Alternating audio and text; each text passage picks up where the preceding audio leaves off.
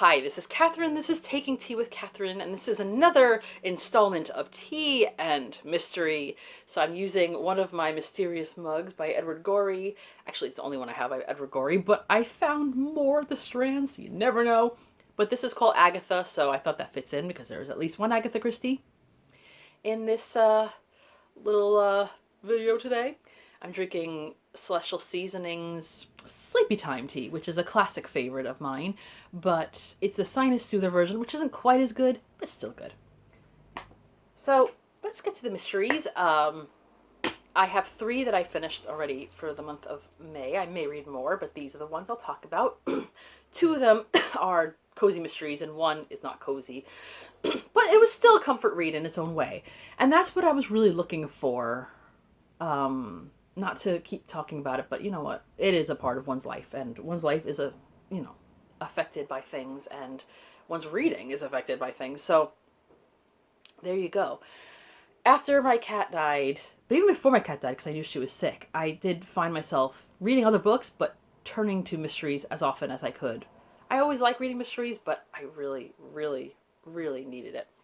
And that was good, because I found some decent ones. Actually, some really good ones.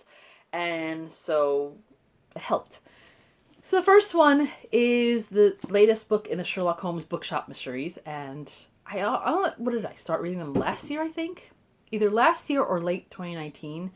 And this is maybe the 5th or 6th book in the series. I don't know. But, so yeah, I've caught up pretty quickly. Vicky Delaney, the writer, seems to be coming up with these books about once a year.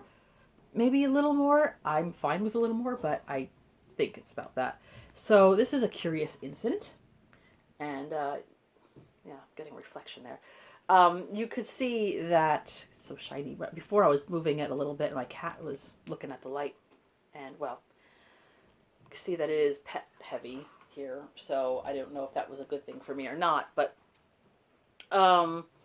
it's also gardening heavy, because the plot revolves around a couple of gardeners and gardening in general, which actually sort of fit in with Springathon, because it's kind of like nature writing ish, but not 100%. So, I like to fit things in. So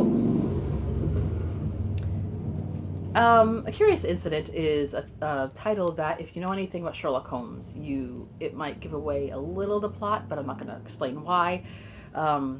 If you know, you know. But I really like this picture. The cats look kind of funny, but I still like the cats. The cat looks a little bit like Janie. Anyway, so our main character, Gemma Doyle, who is kind of like the Sherlock Holmes of the story, is sort of consulted by a young girl. And she's like, I'm not a consulting detective, but the girl wants her help in finding her missing kitten named Snowball. And as a result of that, this girl ends up admiring Gemma and feeling like she is a detective, So when the girl's mother is accused of killing a former friend and fellow gardener, well, who are you going to call? Ghostbusters. Yeah, I just really regressed there. Anyway, the girl's name was Lauren, and she's a pretty precocious girl, but not annoyingly so. She was pretty cool. Her mother's name was Sheila, and her mother's a bit, I don't know, needs a little improvement in her mothering skills, but there's a lot of faults you can find in her, but she doesn't seem like a murderer. But she and the victim, who I think his name was Anna, got into a fight because Sheila's garden had been completely destroyed right before some kind of, I don't know what you call it, tournament or whatever it is, in which they, judge the gardens of this area, and hers was really in the running to be the top one, and then it was destroyed. So because they got into this altercation, and then her friend or ex-friend ended up dead, she seems to be implicated. So that becomes what Gemma doesn't really want to get involved, because she finally wasn't actually involved in finding the body. But she kind of gets roped in. So, and she knows the girl's aunt because the aunt is a reporter who has been earlier in this series. So she does get involved to the chagrin once again of her boyfriend, who is a policeman and is investigating things as well. And so there's a story, just a lot about flowers and gardens. I have some ideas for new pet names. There are 4 animals in this book, 2 dogs and 2 cats. And though it was kind of an escape for me, I finished it, I think, the actual day that I lost my cat, that my cat died. And I think it was the actual day. I'm not sure. It might have been the day after, but everything starts to bleed into each other. And it was just, even though it was an enjoyable book, that all the stuff about pets just kind of got to me. But that has nothing to say, it's not a critical statement about the book. It's actually a fun book. There are, some tea-worthy moments, actual tea room moments. There's poisoning gone wrong. There's all kinds of little coincidences, but that's okay. It was just a fun, diverting book, and if you have read any of the earlier Sherlock Holmes mysteries or anything else by Vicky Delaney or her other pen names, then yes, I would recommend this. It was a really lovely escape. The next one is the first in what is supposed to be a series, and this came out in 2021. I just showed it on a recent video when I showed my library haul, and as I was showing it, I was actually looking at it and thinking, I really want to read this one. I know I have other things I'm supposed to be reading right now, but I really want to read this one, so, here goes the sinuses. Yeah, itchy nose. The Windsor Knot by S.J. Bennett. I had mentioned when I showed this book that I thought of a similarly last named writer who wrote about the Queen in a fiction book, and that's actually mentioned in this book, which is kind of funny. But the premise of this book is that the Queen of England actually investigates mysteries, but does it in a way that almost everybody on this planet does not know about it. Even her husband's not entirely in on the whole deal, although he does feature, which is a little bit sad now that he also has died quite recently. But this book takes place in 2016. And when it says it's the first of a series, I don't know if it's going to start in 2016 and go into the future, or is it going to go back, because it refers to previous times that the Queen has been involved in mysteries. So it's almost like Miss Marple, except if Miss Marple was royalty and very rich and did not want people to know that she was actually investigating. Like, she wanted to do it, but she wanted to keep her name completely out of it. And in this case, she has to take extra steps in a way, because the death that she investigates happens in Windsor Castle while she's there. So she is helping to entertain a group of people for what they call a dine and sleep, which is what it sounds like. People come over, they have dinner, they hang out, they sleep at the castle overnight, and then I guess they go home the next day, which sounds kind of fun, until someone dies in the morning, or is found dead in the morning, I should say.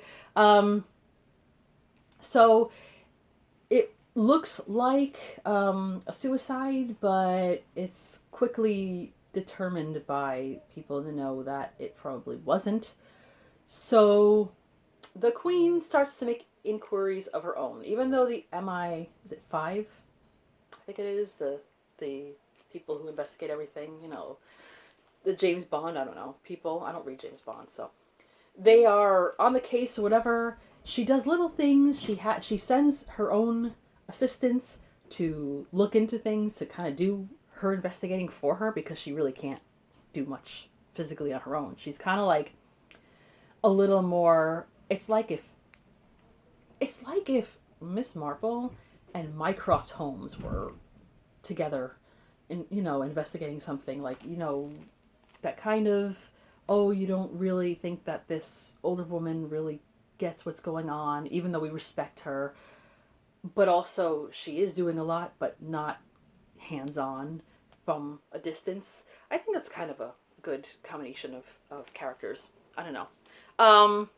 So there's a lot of questions, because was it a Russian involvement? Because the person who died did have ties to Russia.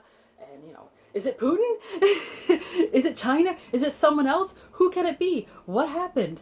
So the Queen investigates herself. Other people are investigating and keeping it as far away from the press as possible. And I wonder if that could be pulled off, But that's the whole premise. The reason why a book like this could be so entertaining is the possibility that it could happen, even though it probably wouldn't happen, but it could.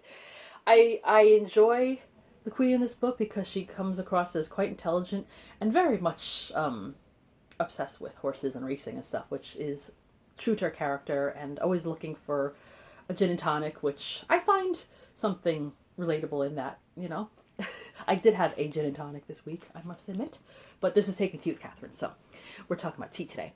And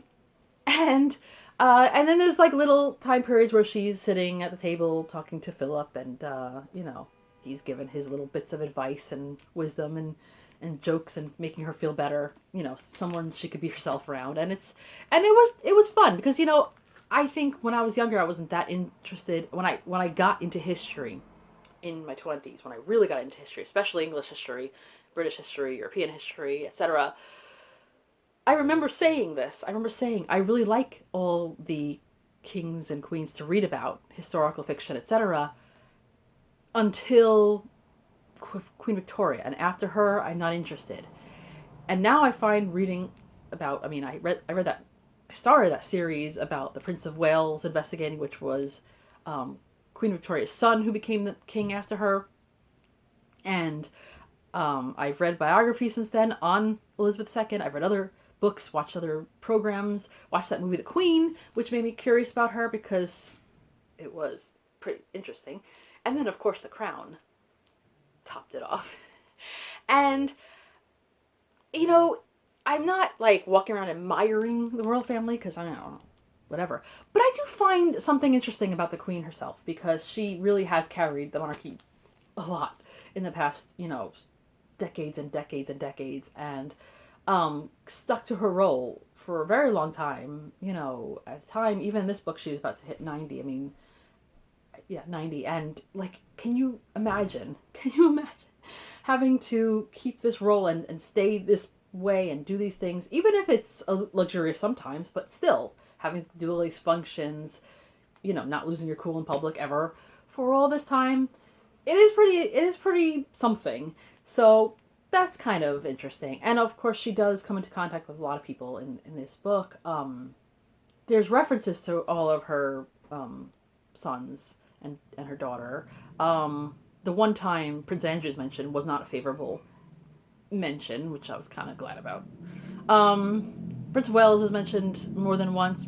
Pretty okay, thankfully. Just because I hate the thought of them not getting along. I have no idea, really. Anyway, I'm not going to go into that too much. There's a visit by the Obamas, because this was 2016. There's talk of Brexit here and there. It was an interesting time. So putting a murder mystery in the middle of it was kind of fun. So if that sounds like something you'd be into, well, there you go. Yes, I do recommend it. And I am so curious. Like I said before, I'm so curious as to what they're going to do. What S.J. Bennett is going to do. S.J. Bennett is, let's see, herself. So, and then there were none. Yes, I was going to read Crooked House but then, which is also, I don't want to show you this page because they show you the ending in here of that, and then there were none. So let me just show you this. So I was going to read Crooked House, but that comes second in this collection. The bookmark just came out because I finished with it already. But now it feels like a graduation, It is graduation season here, so, Anyway, so I have this collection. It has And Then There Were None, Crooked House, and wait, what's the last one? Endless Night, which I did see an adaptation of not too long ago. And they shoved Miss Marple in it. It was okay. It was a little awkward. But these are standalones. So I really love Miss Marple. I really love Hercule Poirot very much. I don't know which one I like more. But I haven't read enough of the standalones. And I'm really trying to make up for that. And Then There Were None is ranked up there with one of the best mystery novels of all time.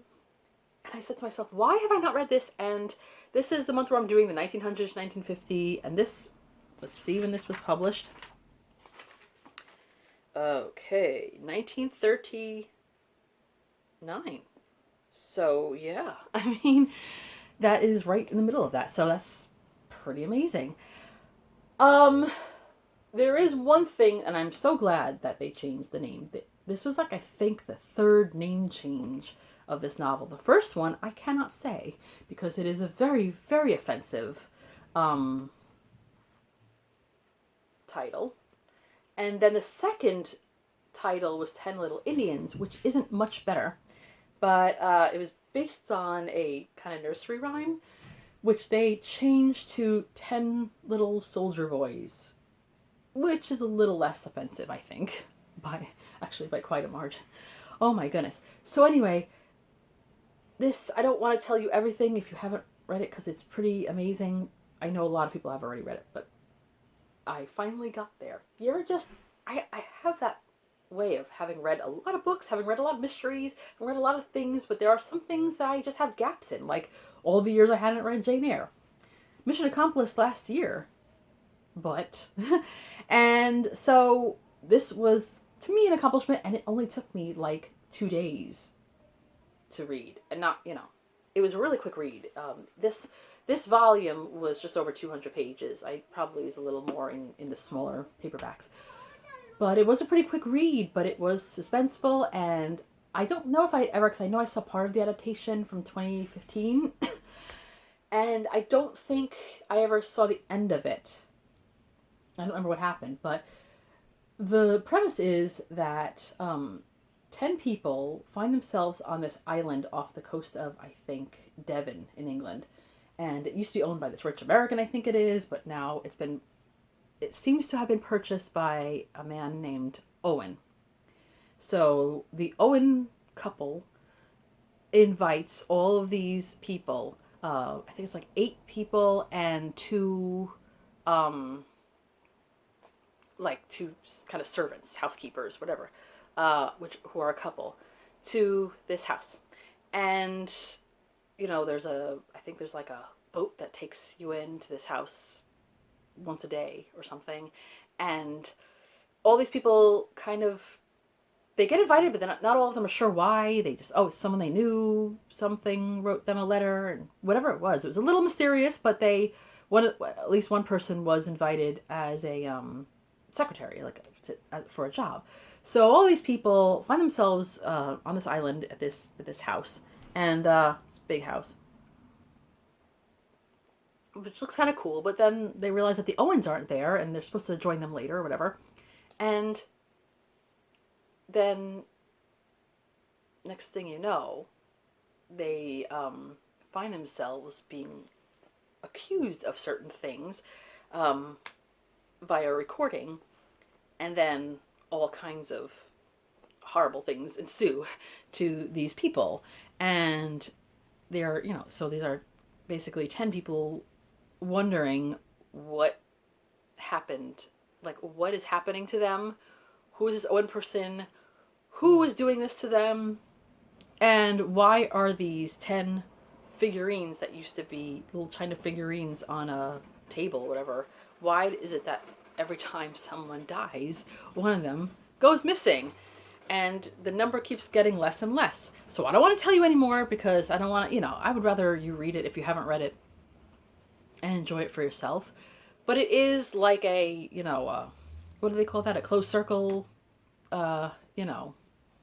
mystery, whatever. That is, I wouldn't want to be a part of it. I wouldn't want to be on that island. It's like a really, really bad reality show.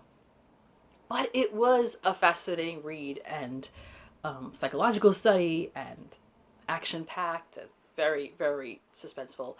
And I could see why people say a lot of people say it's their favorite, or Agatha Christie's best. I do think it is one of her best novels. I don't know if I'll ever say, okay, this is definitely my favorite, but it definitely will be up there with my favorites, because it was amazing.